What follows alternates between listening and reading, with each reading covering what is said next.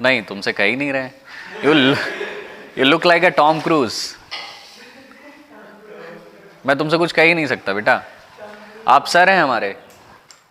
इधर देखिए, नहीं अब शांत रहना, ठीक है?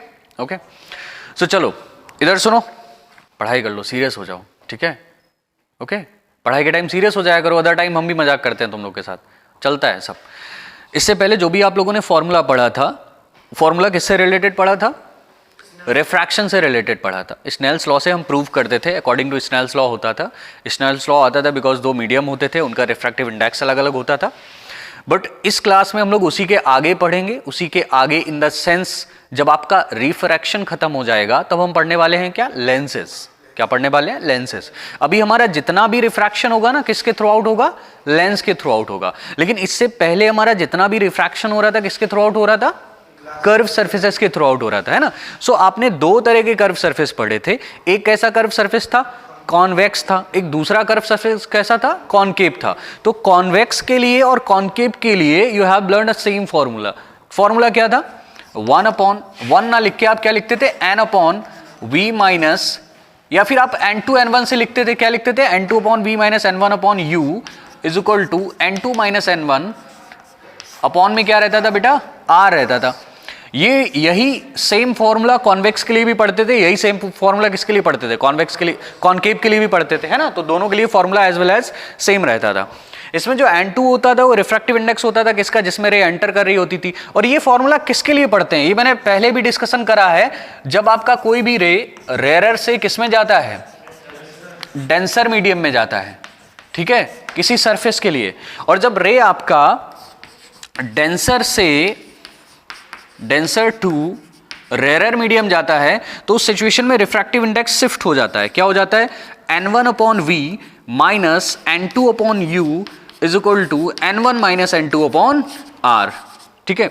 सो अगर इस फॉर्मूले को ध्यान से देखो तो ये रिलेशन किसके बिटवीन है? Refractive index v, u and r के, इन चार के बिटवीन का रिलेशनशिप है, ठीक है? तो इसी के लिए फॉर्मूला निकल के आता है n1/v minus n2/u is equal to n1 minus n2/r। अच्छा, ये शिफ्ट कब होगा? जब रे डेंसर से किसमें एंटर कर रही होगी? रेयर में एंटर कर रही होगी। हम आपको फिर से डायग्राम बना के नहीं दिखाने वाले, ठीक है? इसके लिए भी डायग्राम बन सकता है, इसके लिए भी आप डेराइव कर सकते हो, इसके लिए भी एंगल लोगे, जो एक्सटीरियर एंगल की प्रॉपर्टीज आपकी अप्लाई हो रही थी, फिर अल्फा बीटा गामा के मान रखे आप, जहां पे अल्फा बीटा की वैल्यू होती थी वहां पे जाके पुट करते थे और इक्वेशन फाइंड आउट करके निकालते थे, ये है ना?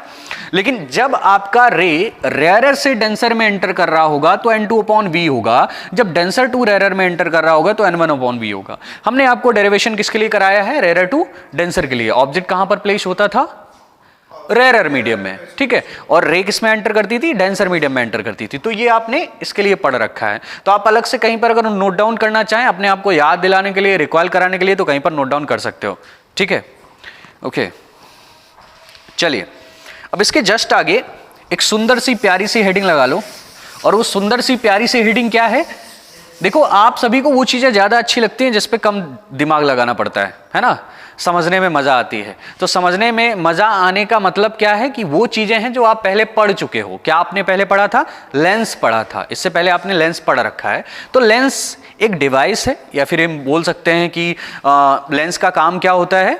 मतलब लाइक रेस को कन्वर्ज करना या फिर डाइवर्ज करना, है ना? और लेंस बनता किससे है? दो कर्व सरफेस को बेंड करके लेंस को बनाया जाता है। तो आपके पास कुछ इस तरह के कर्व सरफेस हैं। एक ये कर्व सरफेस है और बेटा एक ये कर्व सरफेस है। अगर इन दो कर्व सरफेस को कुछ ऐसे आपस में मिला दो, ऐसे मिला दो, तो ये क्या बन जाता है? कॉन्वेक्स बन जाता है। और इन्हीं कर्व सरफेस को कुछ ऐसे मिला दो तो ये क्या बन जाता है? कॉनकेव बन जाता है, ठीक है? तो इस वाले लेंस को हम लोग क्या बोलते हैं? कॉनकेव बोलते हैं, ठीक है? और इस वाले लेंस को क्या बोलते हैं? कॉन्वेक्स बोलते हैं। एकदम से बेसिक से बता रहा हूं। वैसे 12th क्लास के बच्चे को इतना सब नहीं बताया जाता है, उसको पता होता है, लेकिन कई सारे बच्चे ऐसे होते हैं जिनको नहीं पता होता है, तो उनके लिए, ठीक है? इसको एक दूसरे नेम से भी जानते हैं, शायद सभी ने सुना होगा। इसको क्या बोलते हैं? कन्वर्जिंग बोलते हैं। उसको क्या बोलते हैं? डाइवर्जिंग बोलते हैं, ठीक है? अब हम चलो इसको स्पीड में लेते हैं, इन सब चीजों को, ठीक है? स्पीड में लेने का मतलब समझ रहे हो ना? जल्दी से देखते हैं। तो ये कॉन्वेक्स है, वो कॉनकेव है। कॉन्वेक्स को बोलते हैं कन्वर्जिंग, इसको बोलते हैं डाइवर्जिंग। डाइवर्जिंग क्यों बोलते हैं? क्योंकि इसका काम होता है रेस को फैला देना, और इसका काम क्या होता है? रेस को किसी एक पॉइंट पे लेके आना। और ये जिस पॉइंट पे लेके आता है वही क्या होता है? फोकस पॉइंट होता है। अच्छा, और एक आइडेंटिफिकेशन होता है कि हाउ टू आइडेंटिफाई। अगर आपकी आंखें बंद कर दी जाएं और आपसे बोल दिया जाए कि हाथ में आपने किसको पकड़ा हुआ है, किसी लेंस को पकड़ा हुआ है, और आइडेंटिफाई करो कौन सा लेंस है, तो सिंपल सा बचपन में कभी पढ़ाया जाता था, जो बीच का पार्ट अगर थोड़ा सा थिक है और साइड वाला पतला है तो कैसा है, कॉन्वेक्स है। और अगर बीच में पतला है, थिन है, और साइड में थिक है तो कैसा है, कॉनकेव है। ठीक है, अब क्या है, ये जो कॉनकेव और कॉन्वेक्स हम पढ़ रहे हैं, इनके भी 3-3 टाइप होते हैं।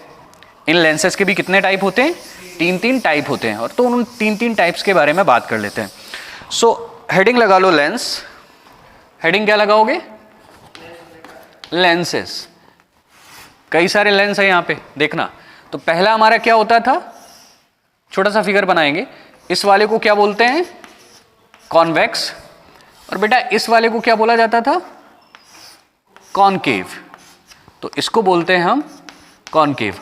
आज की क्लास थोड़ी सी बोरिंग हो सकती है। बोरिंग होने का मतलब इन द सेंस कि कुछ चीजें जो पहले से जानते हो तो तभी तुम्हें बोरिंग लगेगी। ठीक है, सो अभी कॉन्वेक्स के भी 3-3 टाइप होते हैं, और वो 3 टाइप कौन कौन से होते हैं ये भी जान लो। देखो, अगर मैं कॉन्वेक्स को कुछ इस तरह से लेता हूं, मतलब ये वाला सरफेस भी कॉन्वेक्स है और ये वाला सरफेस भी कॉन्वेक्स है। कॉन्वेक्स का मतलब क्या होता है, उभरा हुआ, उठा हुआ। ठीक है, उसी को क्या बोलते हैं, कॉन्वेक्स। दबा हुआ, अंदर को धंसा हुआ होता है तो उसको क्या बोलते हैं, कॉनकेव बोलते हैं। तो ध्यान से देखो, एकदम से देहाती भाषा में, तो इनके दोनों ही सरफेस कैसे हैं, उभरे हुए हैं। ठीक है, सो अगर दोनों ही सरफेस उभरे हुए हैं तो इसका मतलब ये क्या हो गया, दो सरफेस हैं, तो दो सरफेस का मतलब डाई कॉन्वेक्स हो गया। इसको हम क्या बोलते हैं, डाई कॉन्वेक्स। अब क्या करें, एक सरफेस को प्लेन कर दिया और एक सरफेस को कुछ इस तरह से बना दिया, तो ये क्या हो गया आपका, प्लानो कॉन्वेक्स। क्योंकि जो आपका फर्स्ट सरफेस है वो क्या है, प्लेन है, और दूसरा सरफेस कैसा है, कॉन्वेक्स है। ठीक है, अच्छा ध्यान से इस चीज को समझो, हम दो सरफेस को पहले और दूसरे सरफेस क्यों बोलते हैं, मतलब फर्स्ट एंड सेकंड सरफेस क्यों बोलते हैं, बिकॉज हमको पता है लेंस दो सरफेस से मिलके बना होगा। सो दैट्स वाई इसको फर्स्ट और इसको सेकंड। तो फर्स्ट सरफेस प्लेन है और दूसरा कैसा है, कॉन्वेक्स की तरह है, तो इसको प्लानो कॉन्वेक्स बोलेंगे। इसको क्या बोलेंगे, डाई कॉन्वेक्स बोलेंगे। अब जो तीसरा बनता है वो कुछ इस तरह से बनेगा। तीसरा वाला कुछ ऐसे बनता है, ये वाला सरफेस तो इस तरह से रहेगा और कुछ एक ऐसा सरफेस बनेगा जाके। मेरी बात समझे, ये सरफेस पहले उभरा हुआ था, फिर प्लेन हुआ, फिर अंदर और धंस गया। ठीक है, अब इस सिचुएशन में ये आपका पहला पार्ट, पहला टाइप है, ये दूसरा टाइप है, ये तीसरा टाइप है लेंस का। तो जो तीसरा टाइप है इसमें आप देख रहे हो कि ये वाला सरफेस एज लाइक एज इस वाले सरफेस जैसा है। ठीक है, तो क्या हम एक सरफेस को कॉनकेव बोल सकते हैं और एक सरफेस को कॉन्वेक्स बोल सकते हैं? तो ये सरफेस कैसा हो गया, कॉनकेव, और ये सरफेस कैसा हो गया, कॉन्वेक्स हो गया। तो अब मैं रिपीट करता हूं तीनों के नेम एक साथ। इसको बोलेंगे डाई कॉन्वेक्स, इसको बोलेंगे प्लानो कॉन्वेक्स। ये क्या हो गया, पहला सरफेस कैसा है, कॉनकेव जैसा, तो कॉनकेवो कॉन्वेक्स। ठीक है, कॉनकेवो कॉन्वेक्स, पहला सरफेस कॉनकेव जैसा, दूसरा सरफेस कॉन्वेक्स जैसा, सो हम क्या बोलेंगे, कॉनकेवो कॉन्वेक्स। ठीक है, सो इसका नामकरण कर लो। तो नामकरण क्या हो गया, ये हो गया आपका डाई कॉन्वेक्स हो गया। ठीक है, ये क्या हो गया, प्लानो बोलते हैं बेटा, प्लानो कॉन्वेक्स। और ये आपका क्या हो गया, कॉनकेवो कॉन्वेक्स। ठीक है, अब हम इसके बारे में डिस्कशन करते हैं। किसके बारे में, कॉनकेव के बारे में। आज बहुत डिसेंट तरह से पढ़ा रहा हूं मैं, सोचा हूं ऐसा ही पढ़ाता हूं। ओके, तो ध्यान से समझो, एकदम से बेसिक से लेके चल रहे हैं। तो इसके भी कितने पार्ट होते हैं, 3 पार्ट होते हैं। तो 3 पार्ट में पहला पार्ट तो आपका एज वेल एज कैसा होगा, सिंपल होगा। और ये लेंस पतला नहीं होता है, बहुत ज़्यादा थिन नहीं होगा, थोड़ा सा थिकर रहता है। ठीक है, ऐसा ये भी डिपेंड करता है, बहुत सारे फॉर्मूले अभी बदल जाएंगे आगे चल के। थिन लेंस के लिए कुछ और होगा, थिक लेंस के लिए कुछ और होगा, क्योंकि थिक लेंस के आप 2 सरफेस डिफाइन कर सकते हो, लेकिन थिन लेंस के लिए 2 सरफेस लेना पॉसिबल नहीं होता है, बहुत पतला लेंस होगा वहाँ पे। सो ये इस लेंस में भी दोनों सरफेस कैसे हैं, कैसे हैं, कॉनकेव है ना। तो इसको अपन क्या बोल सकते हैं, इसको अपन बोल सकते हैं डाई कॉनकेव, डाई कॉनकेव। तो दोनों ही सरफेस कैसे हैं, कॉनकेव जैसे हैं। अब जो तीसरा पार्ट आता है इसमें ये सरफेस कैसा हो जाता है, प्लेन हो जाता है ना, ऐसे याद रखना। तो ये वाला क्या हो गया, plano convex, sorry concave, plano concave.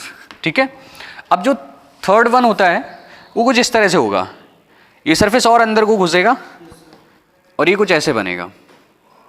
ये वाला सरफेस, ये वाला सरफेस आपका कुछ ऐसे बनेगा ऐसे इसको अंदर को और कर सकते हो, इसको अंदर को कर सकते हो, तो ये कुछ इस तरह से बना सकते हो दोनों सरफेस को मिला के, सॉरी कुछ इस तरह से बना सकते हो आप, ऐसे ऐसे बना सकते हो। ड्राइंग मेरी थोड़ी सी घटिया है तो मैनेज कर लेना, कुछ ऐसे बनेगा, ठीक है, इस तरह से। तो इसमें एक सरफेस कैसा है, कॉन्वेक्स जैसा, और एक सरफेस कैसा है, कॉनकेव जैसा। तो इसको क्या बोलेंगे, कॉन्वेक्सो कॉनकेव, कॉन्वेक्सो कॉनकेव, ठीक है। तीनों के पार्ट समझ गए। अच्छा, इनको लर्न कैसे रखना है, वैसे एग्जाम में कभी नहीं पूछे जाते हैं बट आपको टाइप पता होने चाहिए।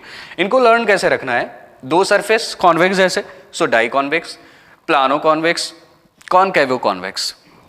इसमें क्या हो जाता है, डाई कॉनकेव, मतलब इसमें डाई के साथ कॉन्वेक्स जुड़ता है, इसमें डाई के साथ क्या जुड़ता है, कॉनकेव। इसमें प्लानो के साथ कॉन्वेक्स जुड़ता है, इसमें प्लानो के साथ क्या जुड़ता है, कॉनकेव। इसमें पहला सरफेस कॉनकेव जैसा होता है, दूसरा कॉन्वेक्स जैसा, that's why we can say that concavo convex. इसमें क्या होता है, पहला सरफेस कैसा रहता है, कॉन्वेक्स जैसा, और दूसरा सरफेस कॉनकेव जैसा, so that's why we can say that convexo concave. आसान है, ठीक है, समझ गए ना, इस चीज को नोट डाउन कर लो फटाफट, जल्दी जल्दी। चलिए, तो ये लेंस के टाइप हो गए, है ना। नेक्स्ट सेटिंग डाल लो, सम इंपॉर्टेंट पॉइंट्स या some important terms related to lens, some important terms related to lens. So अब हम कुछ इंपॉर्टेंट टर्म्स की बात करेंगे, किससे रिलेटेड, लेंस से रिलेटेड, ठीक है। सो लेंस से रिलेटेड कुछ इंपॉर्टेंट टर्म्स समझ लो। आप चाहो तो अपनी मर्जी से हेडिंग ब्रैकेट में क्लोज करके लिख सकते हो, इमेज फॉर्मेशन। किससे रिलेटेड टर्म समझने वाले हो, terms related to image formation. और बेटा ये भूलने नहीं है आपको, ठीक है, कुछ भी हो जाए इनको मत भूलना। सो कुछ टर्म्स आपको याद रखने, अगर आप टर्म याद रखोगे तो इजीली आप इमेज फॉर्मेशन बना पाओगे, किसके लिए, लेंसेज के लिए, ठीक है। तो टर्म्स की बात कर लेते हैं। तो जो पहला टर्म है, कुछ पॉइंट है, यहाँ पे थ्योरी नहीं लिखाने वाला मैं, ठीक है, थ्योरी पे कम ध्यान दो। फिजिक्स में अगर थ्योरी खुद से बनाना सीखने लगे तो इसका मतलब फिजिक्स आ गई आपको। तो थ्योरी खुद से बनाना सीखो, जो कर रहे हो, जो कंसेप्ट आप लिख रहे हो, जो डायग्राम आप बना रहे हो, उसकी थ्योरी आप खुद एक्सप्लोर करना सीखो, तभी आप कर पाओगे, ठीक है।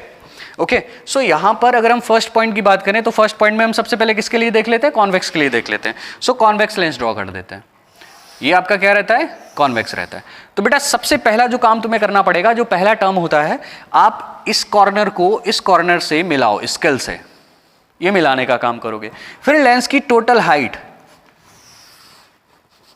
अगर इसका हाइट 10 मीटर है तो आप कितने से डिवाइड कर दोगे, 5 के टर्म में डिवाइड कर दोगे। तो इसको दो पार्ट्स में डिवाइड करोगे तो ये क्या मिलेगा आपको, ऑप्टिकल सेंटर मिलेगा। ये जो होगा ना, इसको बोलते हैं मेन एक्सेस। इसको क्या बोलते हैं, मेन एक्सेस। ये वैसे 10th में ये सब चीजें बताई जाती थी, लेकिन फिर से मैं रिवाइज करा रहा हूं, ठीक है। सो ये दो पार्ट्स में डिवाइड करने का काम क्या करेगा, मेन एक्सेस काम करेगा। अच्छा, इस वाले पॉइंट को क्या बोलते हैं, ऑप्टिकल सेंटर बोलते हैं, ठीक है। ऑप्टिकल सेंटर का सबसे इंटरेस्टिंग फैक्ट ये है कि इससे कोई भी रे जाएगी। आपको पता होना चाहिए जो लेंस है किस पे बेस्ड है, रिफ्रैक्शन पे बेस्ड है ना। तो कोई भी रे अगर हम इससे लेके जाएंगे, किसी भी एंगल से लेके जाएं, कहीं से भी लेके जाएं, वो रे स्ट्रेट निकल जाएगी अपने पाथ से बिना डेविएट हुए। सो वो अपने पाथ से इधर उधर जाती भी नहीं और स्ट्रेट निकल जाती, अगर रे कहां से जाए, ऑप्टिकल सेंटर से जाए। तो ये पॉसिबल तभी है जब रे को आप कहां से लेके जाओ, ऑप्टिकल सेंटर से लेके जाओ, ठीक है। तो ये सिंपल सा टर्म रहेगा। बहुत जगह पे हमने ऑब्जेक्ट को रखा होगा, ऑब्जेक्ट को प्लेस करा होगा और रे को हम लेके आ रहे होंगे, तब आपको ये बात याद रखनी है कि अगर रे कहां से जा रही है, ऑप्टिकल सेंटर से, तो अपने पाथ से डाइवर्ट नहीं होगी, ठीक है। अब मैं बात करता हूं सेकेंड पॉइंट की। तो सेकेंड पॉइंट में क्या है, सेकेंड पॉइंट में ये है, हम सिंपल सा वही लेंस बना लेते हैं, 20 से डिवाइड करते हैं, इधर से भी डिवाइड करते हैं, तो क्या मिलता है हमको, ऑप्टिकल सेंटर। अब लेंस में दो फोकस होते हैं। वैसे हम अगर ऑब्जेक्ट बहुत डिस्टेंस पे ले रखा है, ज्यादा डिस्टेंस पे ले रखा है, तो हम इधर भी दो फोकस ले सकते हैं, इधर भी दो फोकस ले सकते हैं। लेकिन अभी मैं मेन फोकस की बात करूंगा। तो इधर आपका अगर मेन फोकस f1 है तो इस साइड का भी मेन फोकस क्या होगा, f1 डैश। जितना डिस्टेंस पे ये होगा, अगर फोकल लेंथ आपकी 2 सेंटीमीटर है तो बेटा ये भी कितनी रहेगी, 2 सेंटीमीटर रहेगी। दोनों साइड का फोकस कैसा होगा, सेम होगा, ठीक है। और अगर कोई रे पैरेलल जा रही है लेंस के, इस सॉरी मेन एक्सिस के पैरेलल जा रही है, तो जब ये लेंस को क्रॉस करेगी तो कहां से जाएगी, फोकस से जाएगी, ठीक है। और अगर कोई रे ऐसा होता है, मैं यहीं पे बता दे रहा हूं, अगर कोई रे ऐसे आ रही है, फोकस से आ रही है, तो ये लेंस से गुजरने के बाद मेन एक्सिस के पैरेलल हो जाएगी। इस चीज को समझ लें आप। अगर एंगल के साथ आ रही है तो मेन एक्सिस के पैरेलल हो जाएगी लेंस से गुजरने के बाद, और अगर पैरेलल आ रही है तो किससे जाएगी? फोकस से जाएगी। ठीक है, समझ गए ना इस चीज को? सो ऑलवेज ऐसे ही करना है। अगर रे आप पैरेलल लेके आ रहे हो, लेंस से अगर गुजर रही है तो किससे लेके जाना है? फोकस से लेके जाना है। और अगर रे आपकी एंगल के साथ आ रही है और लेंस को क्रॉस करी है तो किससे होकर जाएगी? मेन एक्सिस के पैरेलल होकर जाएगी लेंस को क्रॉस करने के बाद। अच्छा, रेज लेंस को क्रॉस क्यों कर रही है? बिकॉज हम क्या पढ़ रहे हैं? रिफ्रैक्शन पढ़ रहे हैं। बार बार याद दिला रहा हूं, तुम लोग भूल जाते हो ना। सोने का भी मन कर रहा होगा, सुबह सुबह करता है, मेरा कर रहा है एक्चुअली, इसलिए बोल रहा हूं। ठीक है, तो ये कुछ टर्म्स से रिलेटेड इससे। अच्छा, अगर हमको दूसरी भी फोकल लेंथ लेनी होगी तो यहां से यहां तक अगर हम सेकेंडरी फोकस भी ले रहे हैं तो ये 2 सेंटीमीटर है, तो दूसरा भी कितना रहेगा? 2 सेंटीमीटर। वो तभी एप्लीकेबल है जब आपका जो इमेज है वो बहुत ज्यादा डिस्टेंस पे रखा हो। ठीक है, तो ये कुछ पॉइंट्स हैं, ऐसे इनको नोट डाउन करना चाहो तो कर लो। और एक चीज और मैं यहीं से बताता चलूं, अगर लेंस थिन होगा, पतला होगा, सो आपका अगर लेंस हमने थिन कर दिया तो फोकल लेंथ बढ़ जाती है। तो फोकल लेंथ बढ़ जाती है तो उसका पावर कम हो जाता है। लेंस की पावर पड़ा होगा ना, अभी नहीं पड़ा, 10th में था, नहीं था तो मैं बताऊंगा आगे भी। और अगर लेंस थोड़ा सा थिक रहता है, मोटा रहता है लेंस, तो उसका फोकल लेंथ कम हो जाता है। तो फोकल लेंथ कम होने की वजह से उसकी पावर इंक्रीज हो जाती है। ओके, बाकी पावर कई सारी चीजों पे डिपेंड करती है, उसके रिफ्रैक्टिव इंडेक्स पे भी डिपेंड करती है। मैं से उसको जज नहीं कर सकते, वो हम आपको जब आएगा तब बताएंगे। ओके फाइन, तो इनको नोट करना चाहो तो नोट कर लो, फिर हम लोग आगे बढ़ते हैं। सो अभी आपके इंपॉर्टेंट टर्म्स हो गए। इंपॉर्टेंट टर्म्स किससे रिलेटेड? इमेज फॉर्मेशन से रिलेटेड, कि अगर आप लेंस के सामने किसी ऑब्जेक्ट को रखते हो सो इमेज किस तरह से फॉर्मेट करेगा, उसके लिए रूल्स क्या क्या होंगे, ये आपने अभी जाना है। तो अभी हम लोग इमेज फॉर्मेशन पढ़ने वाले हैं।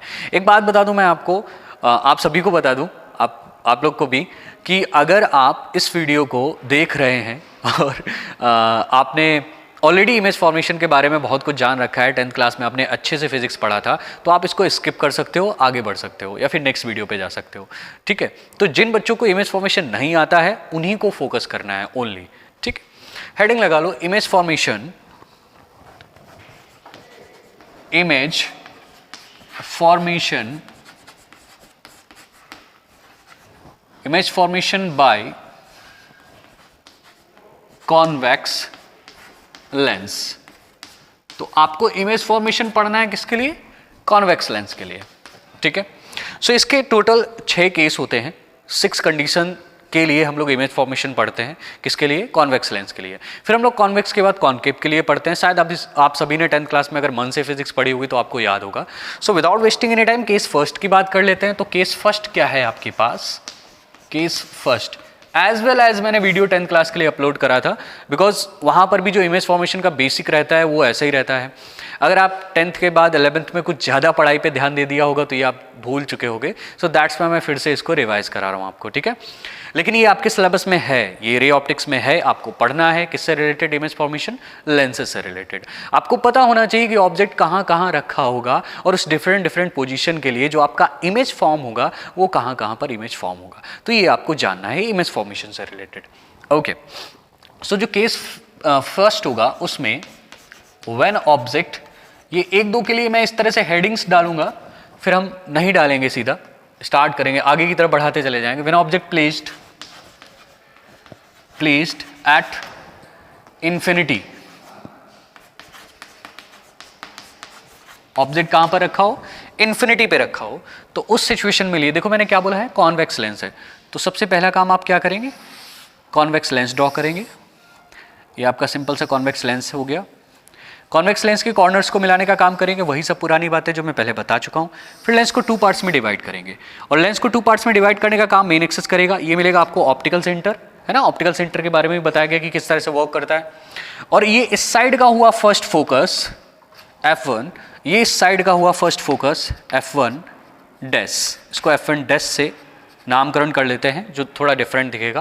पहले मैं बता चुका हूँ फोकस के बारे में कि 2 फोकस आप तब लोगे जब आपके पास ऑब्जेक्ट बहुत ज़्यादा डिस्टेंस पे रखा हो। तो यहाँ पर तो ऑब्जेक्ट कहाँ पर रख दिया गया है?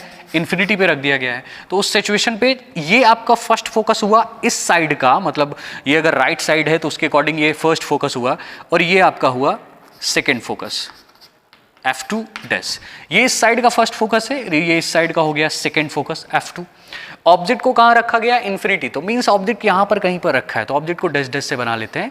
हमें ऑब्जेक्ट का रियल पोजीशन नहीं पता है, बोर्ड से कट तो नहीं रहा है इधर का, आई होप आपको दिख रहा होगा। सो इस साइड का मतलब लाइक आपसे बोल दिया कि ऑब्जेक्ट इन्फिनिटी पे है, ऑब्जेक्ट का एक्चुअल पोजीशन आपको नहीं पता है, आप नहीं जानते कि ऑब्जेक्ट कहाँ पर प्लेस्ड है, बस आपको ऐसा फील हो रहा है कि रेज कहाँ से आ रही होंगी, इन्फिनिटी से आ रही होंगी। तो रेज कहाँ से ला रहे हैं हम, इन्फिनिटी से ला रहे हैं। तो चाहे वो लेंस हो, चाहे वो मिरर हो, कोई भी मिरर हो, कोई भी लेंस हो, जब आपका ऑब्जेक्ट इन्फिनिटी पे प्लेस्ड होता है तो दो रेज को आप कैसे लेते हो, पैरेलल लेते हो। तो दोनों ही रेज आपको कैसे लेनी है, पैरेलल लेनी है। तो पहली रे आप कहाँ से लेके जाओगे, फोकस से, और दूसरी रे कहाँ से लेके जाओगे, ऑप्टिकल सेंटर से। ठीक है, तो पहली रे को हम लेके जाते हैं किससे, फोकस से। तो फर्स्ट रे को फोकस से लेके गए, जो फर्स्ट रे फोकस से गई, लेंस से गुजरी, तो एंगल के साथ आ रही तो मेन एक्सिस की कैसी हो जाएगी, पैरेलल। और दूसरी रे कहाँ से जाएगी, ऑप्टिकल सेंटर से, और ऑप्टिकल सेंटर से जाने वाली रे सीधी निकल जाएगी। तो ऑप्टिकल सेंटर से जो रे जा रही है वो स्ट्रेट सीधा निकल गई। ठीक है, अप्रॉक्स यहीं पर जाके आपका इमेज बनेगा, और ये इमेज कैसा बना, रियल बना। मेरे पास स्केल नहीं है तो मेरा सिर्फ आपको समझाने का मतलब है फॉर्मेट, इमेज का फॉर्मेट किस तरह से बनेगा। आप जब करेंगे तो स्केल से मेजर करके करेंगे, ध्यान देंगे कि ये दोनों लाइन एक दूसरे के रेज एक दूसरे के पैरेलल हो, और ये इसके भी पैरेलल हो, मतलब जो ये वाली रे है ये इसके पैरेलल हो। चाहो तो इसका नामकरण भी कर सकते हो, ये P बोल दो, ये C पॉइंट है, इसको R बोल देते हैं, इसको S बोल देते हैं, और यहाँ पे N बोल देते हैं, और इसको Q अगर नहीं लिया है तो Q बोल देते हैं। ठीक है, सो Q से लेके N तक और P से लेके C तक दोनों लाइन पैरेलल रहनी चाहिए। N और S और ये लाइन आपस में पैरेलल रहनी चाहिए। ये लाइन नहीं है, एक्चुअली मेन एक्सिस है और ये रे है, तो पैरेलल रहनी चाहिए। तो जब आप स्केल की हेल्प से अपनी कॉपी में कर रहे होगे तो आई होप आप अच्छा करोगे। ठीक है, मेजर करके करोगे। दोनों रेज ने एक दूसरे को रियल में कट करा है, और कभी 10th क्लास में बचपन में पढ़ा था हम लोगों ने कि जब दो रेज एक दूसरे को रियल में कट करते हैं तो इमेज कैसा बनता है, रियल बनता है। जब दो रेज एक दूसरे को वर्चुअल कट करती हैं, या दोनों में से कोई एक रे वर्चुअल हो, तो इमेज कैसा बनता है, वर्चुअल बनता है। तो यहां पर जो इमेज बन रहा है, इमेज का फॉर्मेशन यही तो हमें पढ़ना था। तो इमेज कैसा बन रहा है आपका, रियल बन रहा है। एंड कैसा बन रहा है, इन्वर्टेड बन रहा है, मतलब उल्टा बन रहा है, और स्मॉलर साइज में है, किससे, ऑब्जेक्ट से। तो ऑब्जेक्ट से साइज इसका कैसा है, छोटा है, तो रियल है, इन्वर्टेड है, स्मॉलर है। किसके कंपैरिजन में, ऑब्जेक्ट के कंपैरिजन में, क्योंकि ऑब्जेक्ट तो इन्फिनिटी पे होगा तो किसी भी हाइट का हो सकता है, ज्यादा हाइट का ही होगा।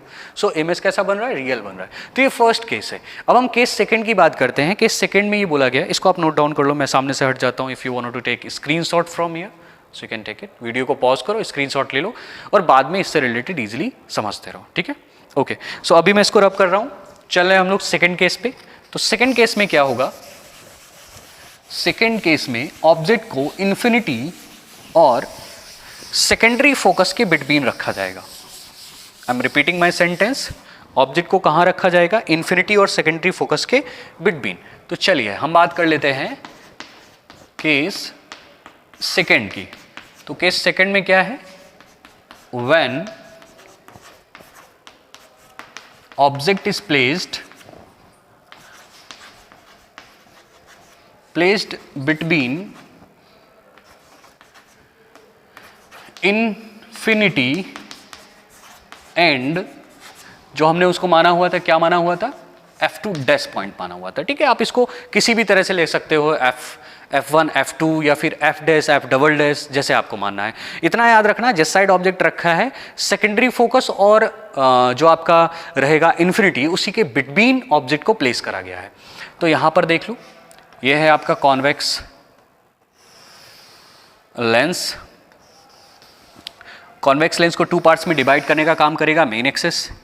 ये मिलेगा आपको ऑप्टिकल सेंटर, ये मिलेगा आपको F1, इस साइड का F1, और ये इसी साइड का क्या मिला, F2 सेकेंडरी फोकस। ये इस साइड का मेन फोकस F1 डैश हो गया, और ये इस साइड का सेकेंडरी फोकस F2 डैश हो गया। क्या बोला गया है, when object is placed between infinity and F2 dash. So that's mean ये इधर बेटा क्या हो गया, इन्फिनिटी हो गया, तो ऑब्जेक्ट को यहां पर कहीं पे रख लिया गया है, ऑब्जेक्ट यहां पे रखा हुआ है। ठीक है, ये हो गया आपका ऑब्जेक्ट। तो पहली रे आप कैसे लोगे, मेन एक्सिस के पैरेलल। तो पहली रे आपकी मेन एक्सिस के पैरेलल, क्योंकि जब आपको ऑब्जेक्ट का पोजीशन पता होता है तो फर्स्ट रे आपको मेन एक्सिस के पैरेलल लेनी है। जो मैं सेंटेंस बोलता हूं, अगर आपका बेसिक अच्छा नहीं है तो ये सेंटेंस आप नोट डाउन कर सकते हो कहीं पर। अगर आपको ऑब्जेक्ट की सिचुएशन पता है तो always first ray main axis के पैरेलल लेते हैं, और अगर आपको ऑब्जेक्ट का पोजीशन नहीं पता है, ऑब्जेक्ट इन्फिनिटी पे है, तो दोनों रेज पैरेलल लेते हैं। एक्चुअली हम जो भी इमेज फॉर्मेशन पढ़ते हैं 2 रेज के बिहाफ पे ही पढ़ लेते हैं और हमको उसका इमेज का नेचर पता चल जाता है। सो दैट्स वाई ऑलवेज कितनी रेज को लेना है, 2 रेज को लेना है। तो पहली रे मेन एक्सिस के पैरेलल जा रही है, ध्यान रखना पैरेलल ही जाए, और लेंस से क्रॉस होने के बाद में ये किससे जाएगा, फोकस से जाएगा, ठीक है। दूसरी रे कहां से जाएगी, ऑप्टिकल सेंटर से। दोनों रेज एक दूसरे को इंटरसेक्ट करेंगे और क्या बनेगा, इमेज बनेगा। तो ये आपका इमेज बना, ठीक है। और ऑप्टिकल सेंटर से जाने वाली रेज स्ट्रेट निकल जाती है, सीधी, वो अपने पास से डाइवर्ट नहीं होती है। तो यहां पर आप नेचर देखो तो नेचर कैसा है, रियल है इमेज, और कैसी है, इन्वर्टेड है, और कैसा है, स्मॉलर है, स्मॉलर साइज है किससे, ऑब्जेक्ट से कंपैरिजन में। सो ये हो गया आपका केस सेकेंड। चलिए तो इसके बाद बात करते हैं केस थर्ड की। केस थर्ड में क्या होगा, ऑब्जेक्ट कहां पर रखा होगा, F2 पर रखा होगा, मतलब किसी एक साइड के सेकेंडरी फोकस पर रखा होगा। तो सबसे पहला काम क्या करोगे, अब आपको हेडिंग वेडिंग नहीं लगानी है, केस थर्ड क्या है, केस है, ऑब्जेक्ट को कहां पर रखना है, आपको फोकस पे रखना है, सेकेंडरी फोकस पे। तो ऑब्जेक्ट को सेकेंडरी फोकस पे प्लेस कर लेते हैं। ये हो गया F2। अब स्पीड में देख लो थोड़ा सा, बिकॉज आपके प्रैक्टिस में आ चुका होगा। सॉरी, ये F1 है और इसको F2 माना हुआ है।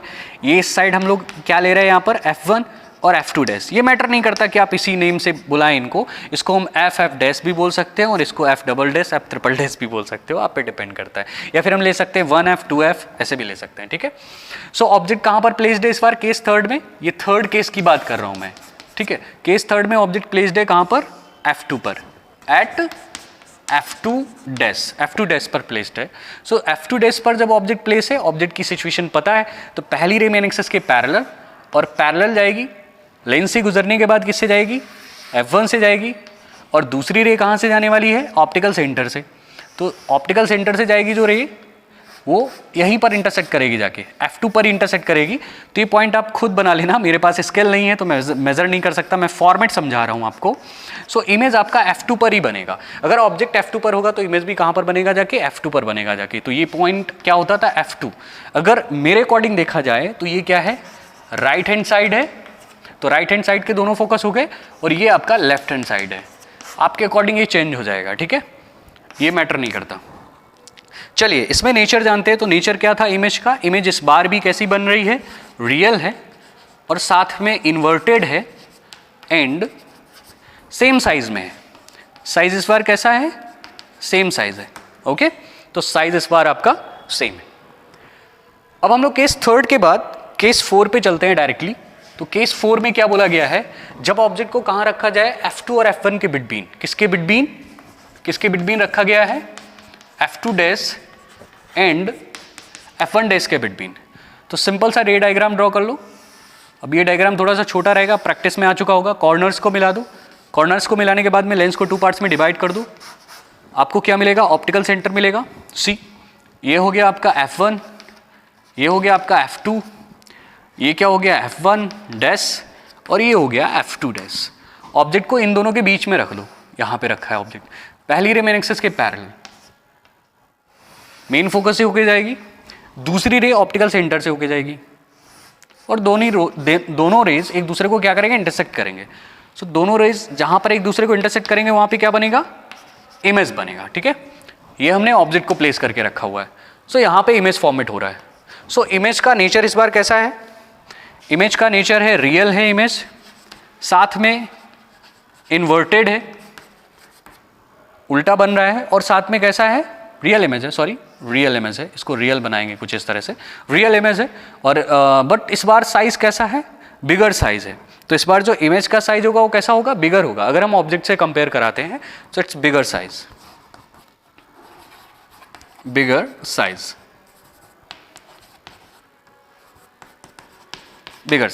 ठीक है।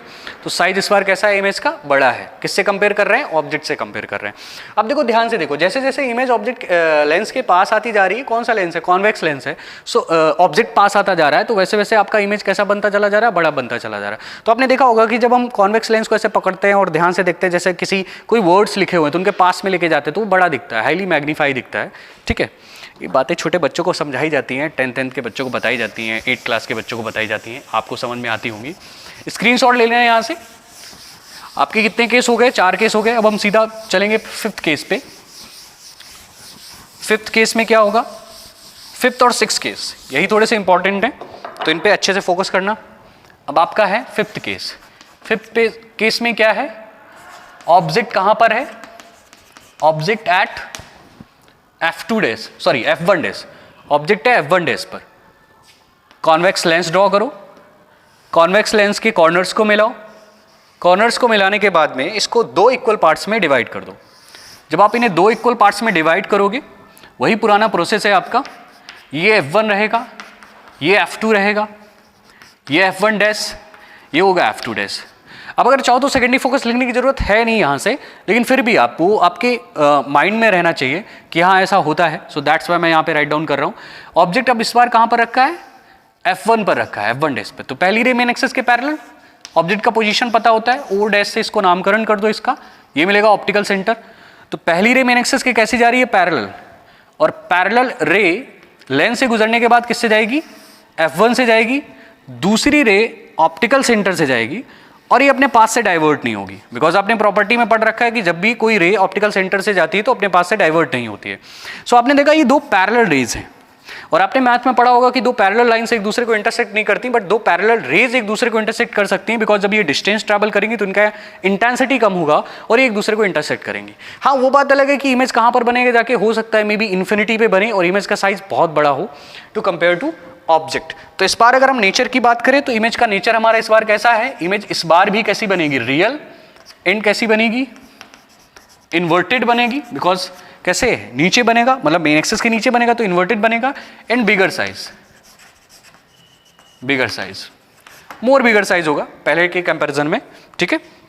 तो सिंपल सी 5th कंडीशन थी इसकी, 5th केस था। अब हम लोग 6th केस पे चलते हैं, यहां से स्क्रीनशॉट लेना चाहें तो आप ले लें, ठीक है। अब हम लोग चल रहे हैं इसके बाद 6th केस पे। सो केस 6 में क्या बोला गया है, जब ऑब्जेक्ट कहां पर प्लेस्ड हो, ऑब्जेक्ट प्लेस्ड हो, शॉर्ट में लिख रहा हूं placed between F1 dash and C। C आपको पता है क्या होता था, ऑप्टिकल सेंटर होता था, ऑप्टिकल सेंटर होता था। डायग्राम ड्रॉ कर लो, ये क्या रहेगा आपका, लेंस रहेगा, इन कॉर्नर्स को मिलाने का काम करेंगे, लेंस को 2 पार्ट्स में डिवाइड करने का काम करेगा मेन एक्सिस, ये मिलेगा आपको ऑप्टिकल सेंटर, ये हो जाएगा आपका F1 डैश, ये हो जाएगा F2, इधर हो जाएगा F1 डैश, उधर F1 F2 रहेगा ओनली, ये हो जाएगा F2 डैश। ऑब्जेक्ट इस बार प्लेस्ड है F1 डैश और C के बिटवीन, तो पहली रे मेन एक्सिस के पैरेलल किससे होकर जाएगी, फोकस से ऑलवेज, और दूसरी रे ऑप्टिकल सेंटर से। इस बार आपने देखा कि दोनों रेज एक दूसरे से दूर भाग रही हैं, तो इनको जितना दूर लेके जाओगे उतना दूर भागेंगी, तो इधर तो इमेज बनना पॉसिबल है नहीं, तो वर्चुअली इन दोनों रेस को हमने पीछे बढ़ाया, तो वर्चुअली इन दोनों रेस को हमने पीछे बढ़ाया, इसको भी इधर बढ़ाएंगे और जबरदस्ती इनको कटाने का काम करेंगे एक दूसरे से, इंटरसेक्ट कराने का। तो ये रेज ने यहाँ पे इंटरसेक्ट करा, तो वर्चुअली इंटरसेक्ट करा, तो इमेज भी कैसा बनेगा, वर्चुअल बनेगा।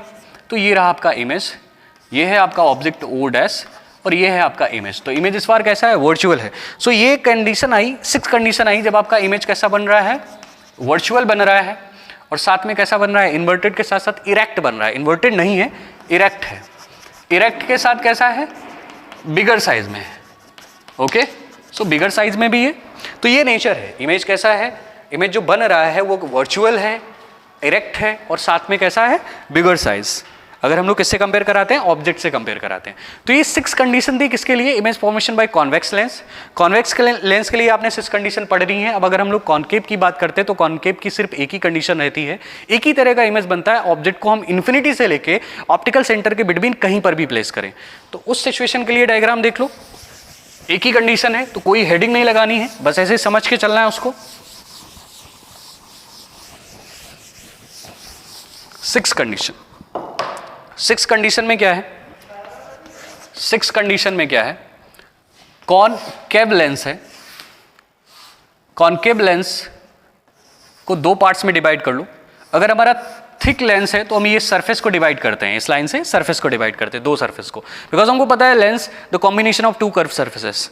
ओके, सो इसमें भी अगर आप दो फोकस इंडिकेट करना चाहते हो तो कर लो, लेकिन कोई मतलब नहीं है, तो इसको F1 मान के चलते हैं और इसको क्या मान के चलते हैं, F2। ये मेन फोकस है। ऑब्जेक्ट को यहां पर प्लेस कर लेते हैं, तो पहली रे मेन एक्सिस के पैरेलल, और ये क्या करेगा, डाइवर्ज करने का काम करेगा, तो रे को फैला देगा। इसी डाइवर्जिंग रे को हम पीछे बढ़ाएंगे तो किससे होकर जाएगी, F2 से होकर जाएगी। और दूसरी रे ऑलवेज कहां से जाती है, ऑप्टिकल सेंटर से, तो दूसरी रे ऑप्टिकल सेंटर से निकल जाएगी और बिना किसी डाइवर्जन के अपने पाथ से डाइवर्ट नहीं होगी। तो एक वर्चुअल रे थी और एक कैसी थी, रियल रे थी। आपस में जहां पे इंटरसेक्ट करा वहां पे क्या बना, इमेज, आई डैश। अब आप बोलोगे हम लोग 12th क्लास के स्टूडेंट हैं, ये इमेज फॉर्मेशन फालतू में क्यों पढ़ रहे हैं। आपको ये हेल्प करेगा न्यूमेरिकल्स में, एंड ऑल्सो हेल्प करेगा जब आप कई सारे फॉर्मूले कर रहे होगे। मैं आपको याद दिला दूं, एक सिंपल सा फॉर्मूला था 1/f = 1/v - 1/u। जब ये फॉर्मूला आप थिन लेंस के लिए फाइंड आउट करोगे तब भी इसका यूज है। साथ में कई सारे न्यूमेरिकल्स में, कई सारे डेरिवेशंस में, जैसे लेंस मेकर फॉर्मूला होता है तो 1/f = n-1, और ब्रैकेट में रहता है 1/r1 - 1/r2। ये फॉर्मूला जब फाइंड आउट कर रहे होगे तब भी इसका यूज रहेगा, मतलब रे डायग्राम्स का यूज रहेगा। तो ये आपके लिए बहुत इंपॉर्टेंट है, आपको ध्यान से पढ़ने। अगर आपने 10th में पढ़ लिए हैं तो आप इन्हें इग्नोर कर सकते हो, अदरवाइज आपको फोकस करना है। वीडियो खत्म करने से पहले एक चीज बता दूं, रे ऑप्टिक्स में सबसे इंपॉर्टेंट रहता है बेसिक नॉलेज। अगर आपको बेसिक नॉलेज नहीं है तो रे ऑप्टिक्स आपको अच्छे से समझ में नहीं आएगी। Okay, thank you so much for watching. मिलते हैं नेक्स्ट वीडियो में, बाय बाय।